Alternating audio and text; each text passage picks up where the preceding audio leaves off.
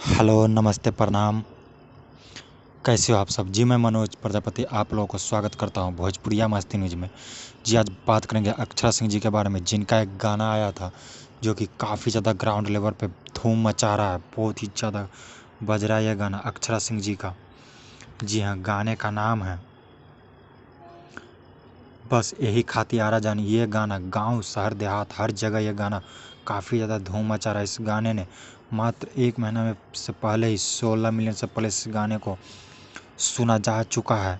3 लाख से plus like हो चुका है।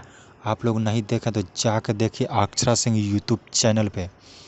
जी हाँ, बस एक हाथी आरा जानी इस गाने को अक्षरा सिंह जी ने गाया है।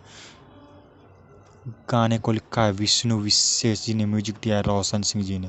तो काफ़ी ज़्यादा बवाल गाना है ये अक्षरा सिंह जी का। आप लोग जाकर देखिए और धूम मचाइए। वीडियो कैसा लगा कमेंट में ज़रूर बताएं। Thank you.